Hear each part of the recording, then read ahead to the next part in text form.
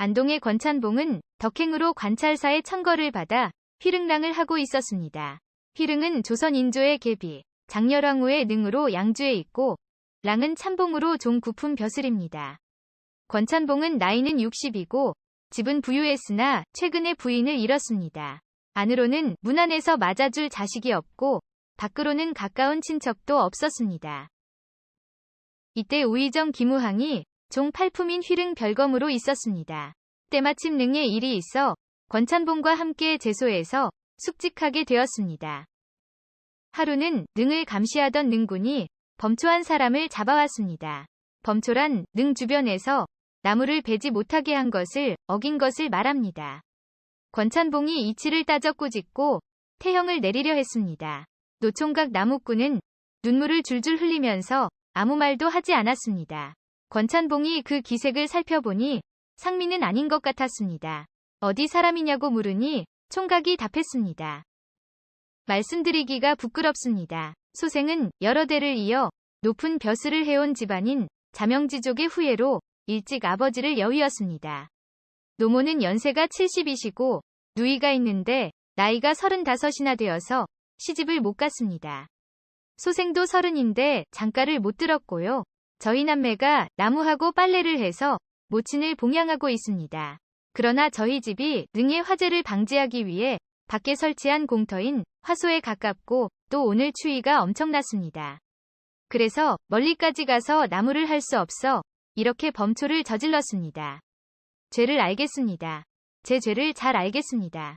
그러고는 다시 눈물을 흘렸습니다. 권찬봉이 그 우는 모습을 보고는 갑자기 측은지심이 일어나 김우항에게 말했습니다.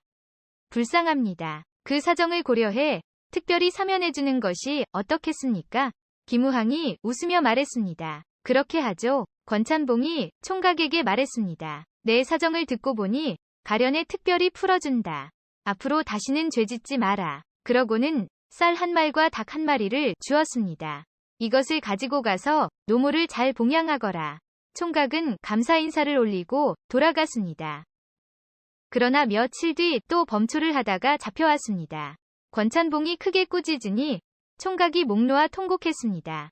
성대히 베풀어 주신 은떡을 저버렸으니 두 가지 죄를 한꺼번에 저질렀습니다. 노모가 춥다고 하시는데 눈이 쌓여 나무하는 길을 찾을 수 없었고 그렇다고 그냥 있을 수도 없었습니다. 그렇지만 이번에는 정말 면목이 없습니다. 권찬봉이 또 측은지심을 느꼈습니다.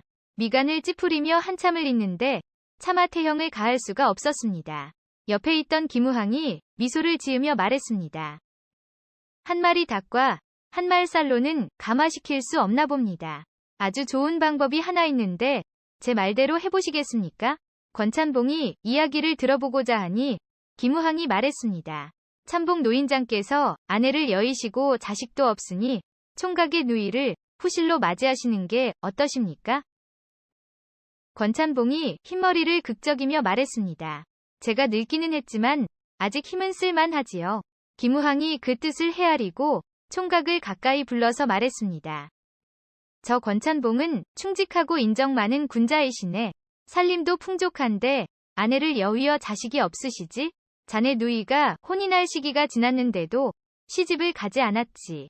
범절이 어떤지 알 수는 없지만 저분과 짝이 되면 자네 집이 영원히 위탁할 곳을 얻는 셈이니 어찌 좋은 일이 아니겠나? 총각이 답했습니다. 집에 노모가 계시니 제가 함부로 허락할 일은 아닙니다. 마땅히 가서 의논해보겠습니다. 그러고는 갔다가 다시 와서 말했습니다. 가서 노모께 말씀드리니 우리 집안은 대대로 나라에 공이 많고 벼슬이 많은 집안인 벌열이었는데 오늘날 바닥으로 쇠락했다. 전대라면 못할 일이지만 시집가지 않는 것보다는 낫지 않겠는가 하시며 울면서 허락하셨습니다. 김우항이 반가워하며 힘써 권하고 나를 잡아 혼수를 장만했습니다. 양가를 도와 빨리 예를 올리게 했습니다. 과연 그녀는 명가의 후예라 여자 중에서도 현명한 부인이었습니다. 하루는 권찬봉이 김우항에게 와서 말했습니다. 그대가 힘써 주선해 주었기에 이같이 좋은 배필을 얻었습니다. 제 나이 이미 60이니 더 이상 무얼 구하겠습니까? 이제 영영 고향으로 돌아가니 작별 인사를 드리려 왔습니다. 김우항이 물었습니다. 부인을 데리고 가면 그 집 사람들은 어떻게 하려고요? 함께 갑니다. 참 좋습니다. 이어 술잔을 주고받으며 작별했습니다. 그로부터 25년이 지났습니다. 김우항은 정삼품인 당상관이 되어 안동수령으로 가게 되었습니다. 관아에 도착한 다음 날이었습니다. 한 백성이 명함을 드리고 아련을 청했습니다. 바로 권찬봉이었습니다. 김우항은 한참 만에야 휘릉에서 그와 동료로 있을 때의 일을 기억해냈습니다. 나이를 계산해보니 85살이었습니다. 황급히 맞이해서 보니 머리는 백발이지만 얼굴은 동안이었습니다. 지팡이도 짚지 않고 부축도 받지 않고서 가볍게 들어와 앉았는데 그 모습이 신선 같았습니다. 악수를 하고 그동안의 회포를 풀면서 술과 음식을 내와 정성껏 대접했습니다. 먹고 마시는 것도 평소와 다름이 없었습니다. 권찬봉이 말했습니다. 오늘 이 백성이 원님께 절을 올리게 된 일은 하늘의 뜻인가 봅니다. 저는 원님께서 혼인을 주선해 주신 덕에 늦게 좋은 배필을 얻어 아들 둘을 연이어 낳고 지금까지 해로하고 있습니다. 두 아들은 시문을 조금 배우고 성균관에서 기회를 다투어 속과에 연달아 합격했습니다. 내일이 과거에 급제하여 패를 받아서 집으로 돌아오는 바로 그 도문하는 날입니다. 때마침 원님께서 이고을에 부임하셨으니 몸소 오셔서 보지 않으시렵니까? 백성이 급히 뵙기를 청한 것은 바로 이 때문입니다. 김우항은 축하에 맞이 않았고 흔쾌히 가겠다고 했습니다. 권찬봉이 감사해하며 나갔습니다. 이튿날 김우항은 기생과 악대를 이끌고 술과 안주를 갖추어 일찍 출발했습니다. 거처하는 곳을 보니 시내와 산이 수려하고 꽃과 대나무가 우거진 가운데 누각들이 은은히 비치니 진정 산속의 좋은 집터였습니다. 주인이 계단을 내려와 맞이하자 주변 사람들이 따라 움직이고 빈객들도 운집했습니다. 곧 새로 과거에 합격한 사람을 일컫는 두 신은이 도착했는데 급제자가 쓰는 관인 복두를 쓰고 과거 시험에 합격했을 때 입는 연두색 예복인 앵삼을 입은 풍채가 사람을 감동시켰습니다. 앞뒤로 나란히 백패를 세우고 쌍나팔 소리가 드높이 낭낭하게 울렸습니다. 담처럼 둘러싸고 있던 구경꾼들이 모두 권찬봉의 복에 감탄했습니다. 김우항이 신은을 연이어 불러 나이를 물으니 맞이는 24살이고 둘째는 23살이었습니다. 권찬봉이 다시 아내를 맞이한 다음 해와 그 다음 해에 연달아 얻은 아들이었습니다. 그들과 말을 나눠보니 용모는 봉황과 곤이여 문장은 옥인지라 가히 난영난제였습니다. 김우항이 감탄해서 입을 다물지 못하니 권찬봉이 기뻐하는 얼굴빛을 앉은 자리에서도 볼 수 있었습니다. 권찬봉이 옆에 있던 한 노인을 가리키며 말했습니다.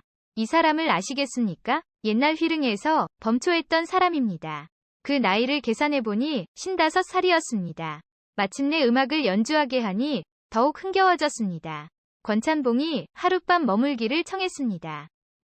이 백성이 맞이한 오늘의 경사는 모두 원님이 베풀어 주신 것입니다. 원님께서 때마침 누추한 저희 집에 오신 것도 사람의 힘만으로 될 일이 아닙니다. 하룻밤을 묵으면서 화기애애하게 이야기를 나누었습니다. 다음 날 아침 권찬봉이 술과 안주를 올리고는 곁에 앉았습니다. 권찬봉은 할 말이 있는 듯했지만 머문머문 말을 꺼내지 못했습니다. 김우항이 물었습니다. 무슨 할 말이 있소? 권찬봉이 비로소 말했습니다. 노처가 언제나 원님께 결초보온하고픈 소원이 있었습니다. 다행히 누추한 곳에 와주셨으니 조난에 한번 절을 올린다면 지극한 소원을 이룰 수 있을 것입니다. 여자가 체면을 생각하지 않고 다만 보온의 마음만을 가졌으니 부디 이상하게 생각하지 말아주시기 바랍니다. 원님께서 잠시 내실로 들어가셔서 절을 받아주셨으면 하는데 어떠하신지요? 원님께서 노처에게 주신 덕은 천지와 같고 은혜는 부모와 같사오니 거리끼게 있겠습니까? 김우항이 마지못해 내실로 들어가니 마루 위에 자리를 깔아두고 맞이했습니다. 노부인이 나와서 절을 하는데 감격에 사무쳐서 하염없이 눈물을 흘렸습니다. 또 두 젊은 부인이 화장을 곱게 하고 성대히 차려입고는 뒤이어 나와 절을 하니 그 며느리들이었습니다. 세 부인이 모두 조용히 모시고 앉았는데 흠모하는 빛이 얼굴에 넘쳤습니다. 마침내 진기한 반찬이 가득한 밥상을 올렸습니다. 또 권찬봉이 김우항에게 방 앞을 한번 보라고 청했습니다. 늙은 노파 한 사람이 창문 문지방에 앉아 있었습니다. 모난 눈동자가 빛났지만 사람을 멍하니 바라보기만 하니 정신이 있는 듯도 없는 듯도 했습니다. 권찬봉이 가리키며 말했습니다. 원님은 이 사람을 알아보시겠습니까? 범초했던 사람의 모친이랍니다. 올해 95살인데 입속으로 하는 말이 있으니 원님께서 자세히 들어보십시오. 김우항이 들어보니 다른 소리가 아니라 김우항에게 정승을 내려주세요. 김우항에게 정승을 내려주세요. 라는 말이었습니다. 25년 동안 하루도 빠짐없이 축원을 했으니 아직도 입에서 그 소리가 끊이지 않은 것이었습니다. 지극한 정성이 어찌 하늘을 감동시키지 않겠는가? 김우항이 듣고는 몸을 떨면서 웃었습니다. 그러고는 여러 사람들과 작별하고 관하로 돌아왔습니다. 그 뒤 과연 김우항은 재상에 올랐습니다. 그 후 정일품 내의원 도제, 우의정 등을 역임하였습니다. 이 모든 일은 권찬봉과 김우항이 인자하고 후덕했기에 일어난 것이었습니다.